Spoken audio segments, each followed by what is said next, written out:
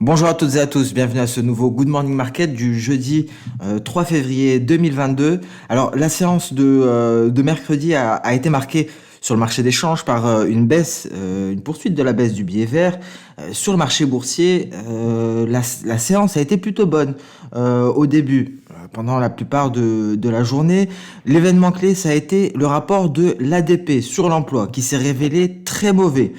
Alors, normalement, c'est de mauvaise augure pour le rapport NFP qui sera publié vendredi. Mais il y a de grosses différences entre ces deux rapports. On a pu le constater mois après mois. Alors, le rapport ADP sur le marché du travail a indiqué une baisse de l'emploi pour janvier à plus de 300 000. Donc, c'est un chiffre à moins 301 cas. On va le voir ensemble. Donc, c'était hier.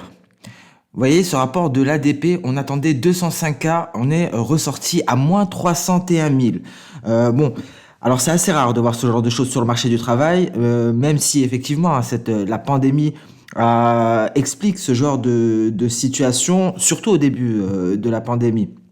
Et donc on attendait un chiffre au-dessus des 200 000. À noter que précédemment, le rapport de l'ADP était aux alentours de 800 000. Donc c'est un gap énorme entre deux mois ici concernant le rapport de l'ADP. Et on note encore une fois qu'il y a de grosses divergences entre l'ADP et le NFP. Il suffit de mentionner le NFP de 199 000 pour le mois de décembre. Pour l'ADP, on en avait 800 000. Donc il y a de grosses divergences tout de même. Mais c'est un indice, mais c'est une inquiétude tout de même. Alors, donc Omicron, c'est le responsable, bien entendu. Mais bon, effectivement, le ralentissement du marché du travail est net et régulier. Et on pourrait s'attendre éventuellement à ce que la Fed atténue quelque peu ses propos hawkish, qu'elle atténue son agressivité quant à la politique monétaire. Et on pourrait être un peu moins hawkish pour le coup, vu ce ralentissement du marché du travail. On en a parlé, le marché du travail, ça fait partie des choses qui seront surveillées par la Réserve fédérale américaine pour ajuster sa politique monétaire. Également l'inflation, bien entendu. Ce sont les deux choses que surveille la Fed, le marché du travail et l'inflation. Concernant le marché pétrolier, le rapport du DOE a fait état hier d'une baisse des stocks de pétrole. On s'attendait à une augmentation. Ça a eu un impact limité sur les prix, parce que le marché a surtout réagi très positivement aux informations selon lesquelles l'OPEP+ a maintenu sa politique inchangée, c'est-à-dire qu'elle augmente sa production de 400 000 barils par jour chaque mois, comme prévu. Et d'ailleurs, cette réunion de l'OPEP+ a été une réunion éclair. Elle a duré 16 minutes. Et donc c'est assez inédit. C'est un record, une réunion de 16 minutes pour l'OPEP+. Et donc, effectivement, il y avait des rapports qui indiquaient que l'OPEP+ ne souhaitait pas dépasser de manière significative les 90 dollars le baril, parce que cela pourrait être destructeur de demande, mais l'OPEP+ suit ses plans initiaux et continue l'augmentation graduelle à hauteur de 400 000 barils par jour. Alors, d'un autre côté, il faut rappeler que le cartel de l'OPEP+ lutte pour restaurer sa production. On en a parlé, il y a eu un manque d'investissement lors de la pandémie et donc on a de plus en plus de mal à garder cette hausse de production à 400 000 barils par jour. Est-ce qu'on va tenir le coup? Dans ce contexte-là, et en plus de cela, il y a des tensions géopolitiques avec la Russie qui est un important producteur de pétrole. D'ailleurs, Novak Djokovic était présent au meeting d'hier de l'OPEP+. Et donc, dans ce contexte-là, JP Morgan indique qu'il n'est pas exclu que les prix puissent atteindre 120 dollars le baril si la situation actuelle se poursuit. UBS, pour sa part, a tablé très très récemment, il y a quelques heures, pour un baril de pétrole de Brent à 100 dollars. Ça semble une évidence à l'heure actuelle, à l'heure où le Brent est à 89,17 $. Voilà pour le pétrole. On va parler du gaz naturel, on en parle beaucoup.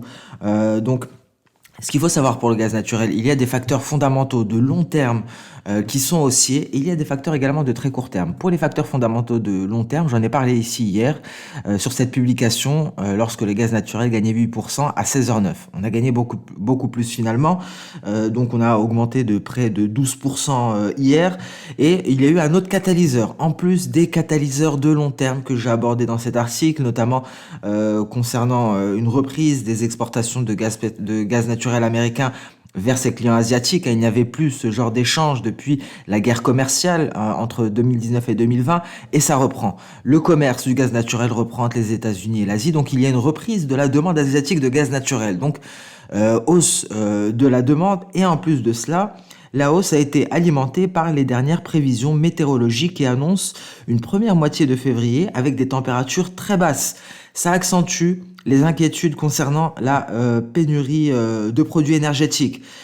La production de gaz en Oklahoma était en baisse de 17% hier et les gelées menacent également la production au Texas. Ça nous rappelle l'année dernière. On en a parlé. On avait cette intuition que ça pouvait se reproduire lorsqu'il y avait eu donc une vague de froid aux États-Unis en février 2021. Et voilà, c'est en train de se concrétiser.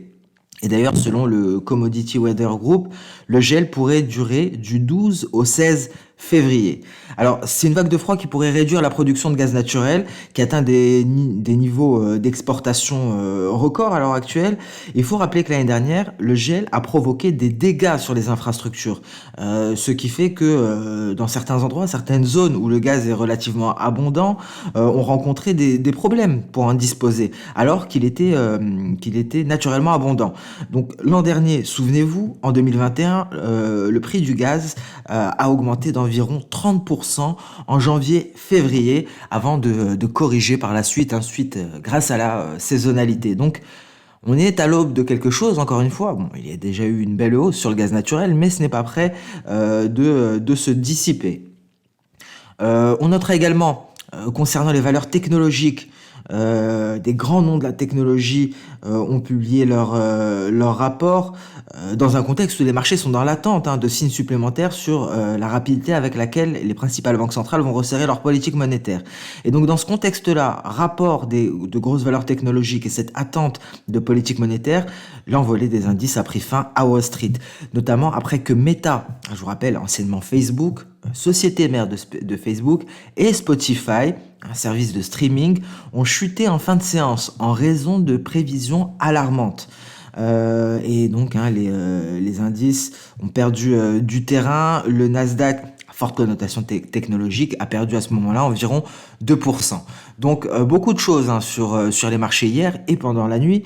Et également, ce que l'on a su pendant la soirée, c'est que le protocole Wormhole, c'est un bridge entre Ethereum et Solana. D'ailleurs, on m'a parlé hier en commentaire de Solana et il y a cette grosse nouvelle. Alors ce bridge entre Ethereum et Solana a été piraté de 120 000 Ethers.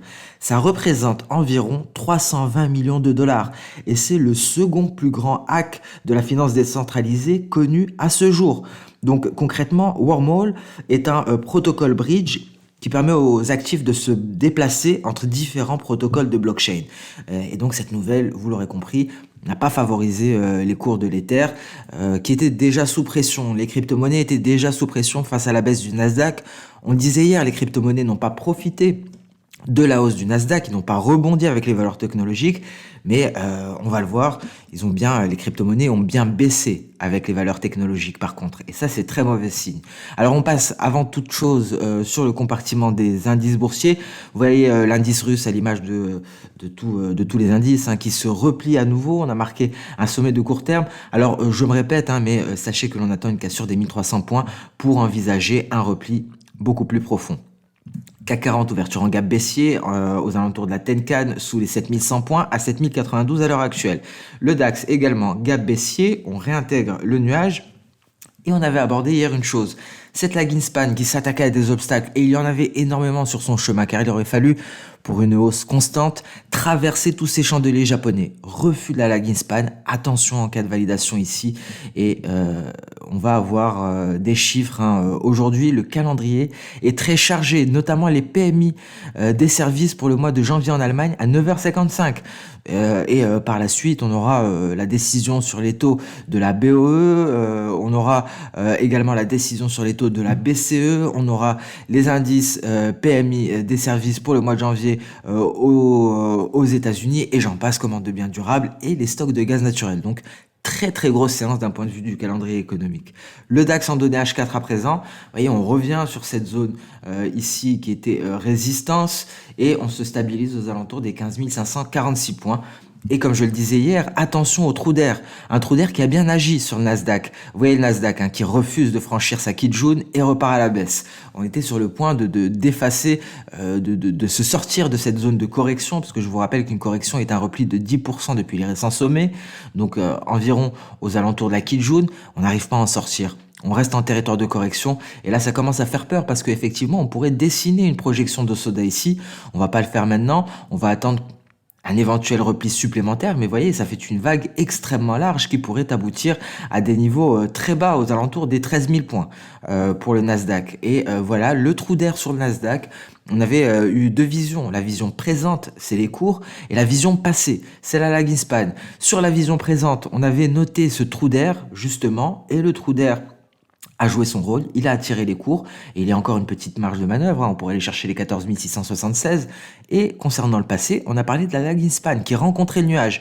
Vous voyez comme elle le contourne, vous voyez comme elle refuse de le franchir, et donc ici elle a encore une petite marge de moins de 1% avant de rencontrer à nouveau le nuage, et on pourrait assister à un repli considérable hein, dans ce cas-là. Donc la prudence est de mise sur les valeurs technologiques, c'est le même topo hein, pour le S&P 500, en atteste ce pattern de retournement ici.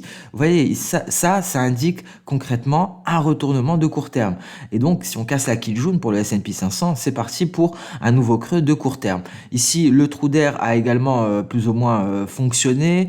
Le raisonnement est typiquement le même, même si le Nasdaq a beaucoup plus perdu. Mais ici, dans le passé, si on raisonne sur le passé, la lagging span a réussi à intégrer le nuage. Elle ne veut plus en sortir. Mais elle a tout de même une certaine marge de manœuvre à la baisse à l'intérieur du nuage, ce qui pourrait donc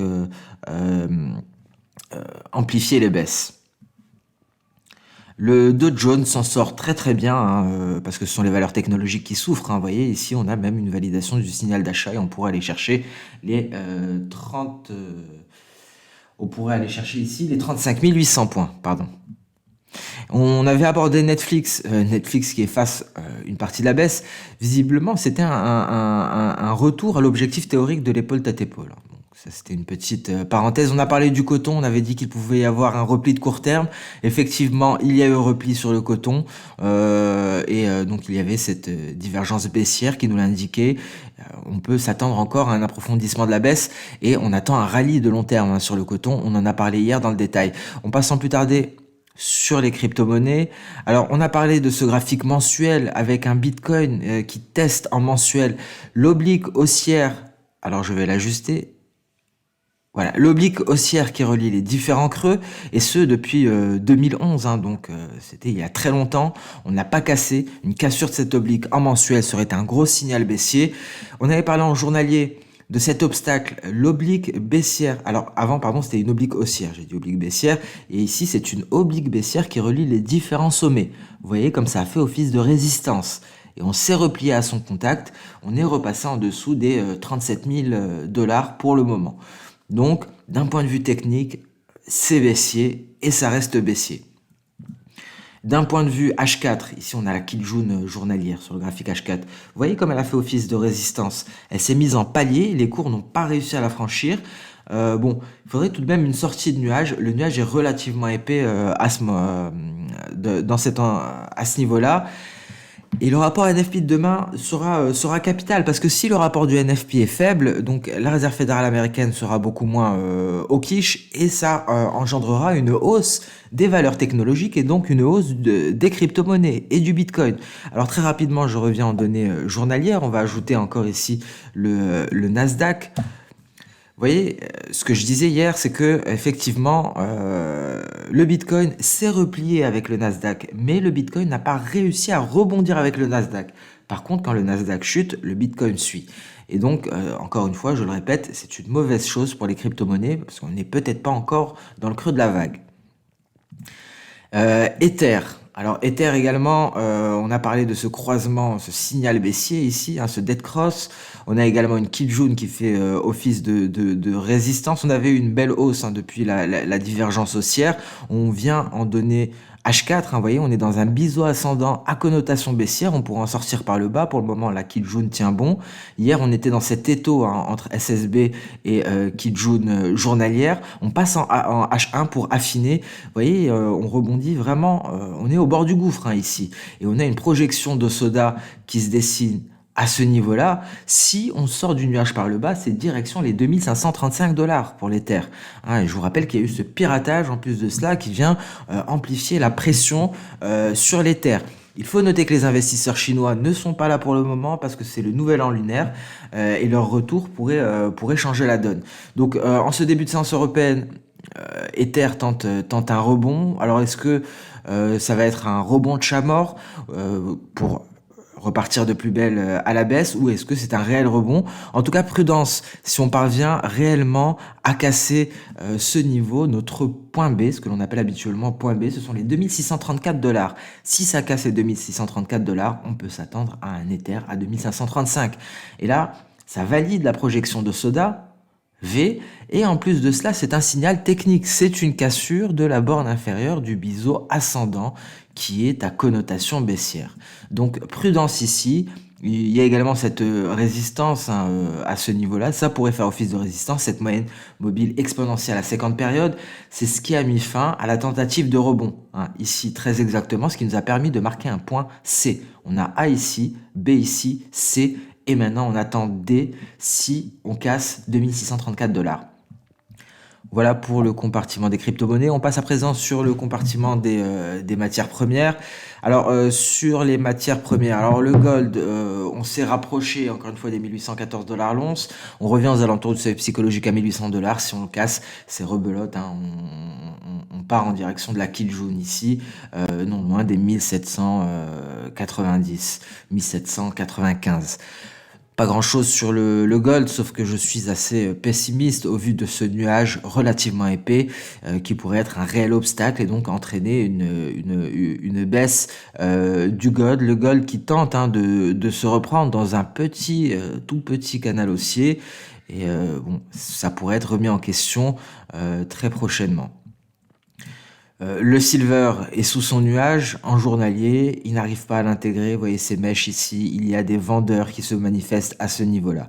Le pétrole, belle séance, volatile hier, beaucoup d'incertitudes entre les stocks, mais ce qui a été retenu principalement, ça a été la réunion de l'OPEP+, mais on a un doute sur leur capacité à continuer à augmenter la production. Voilà pour le pétrole et le Natgaz. Vous voyez, c'est vraiment très très beau ce qui s'est passé. On a eu une pause de 2 jours, lundi, mardi. On n'arrive pas à sortir du nuage. Et tout d'un coup, nouvelle prévision météorologique, reprise du commerce entre les États-Unis et la Chine, donc une hausse de la demande pour le gaz naturel américain, et ça part à la hausse parce que je vous rappelle que ce gaz naturel, c'est le gaz naturel américain, celui que l'on cote chez XTB. Ce n'est pas le gaz naturel européen, même s'ils sont liés. Très belle hausse, donc on se hisse au-dessus du retracement de Fibo à 61,8%. C'est un autre signal de poursuite haussière. Et ici, on a énormément d'objectifs. Vous voyez, on a les 3E et on a les précédents retracements de Fibonacci. Donc, c'est peut-être que le début pour le gaz naturel. Ce n'est pas trop tard.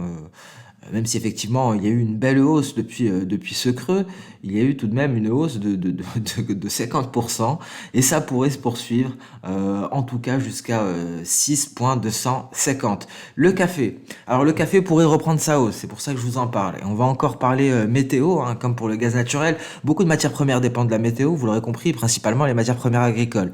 Le gaz naturel aussi, parce qu'on l'utilise pour se chauffer. Le café, alors il y a Niña qui menace les cultures au Brésil. Le Brésil est le plus grand producteur d'arabica au monde, donc on suit énormément la météo au Brésil. Dernièrement, c'était les gelées qui ont pesé sur les productions brésiliennes. Maintenant, c'est Niña et donc la sécheresse. Et donc, on pourrait redémarrer très bientôt. Et on a même une très belle projection de soda qui est en train de se dessiner. On va le faire ensemble. On prend ce point bas, on prend ce point haut. Et vous voyez, on pourrait aller chercher les 257. En tout cas, les 250, je pense que c'est quasiment acquis si ça continue. Sécheresse sur les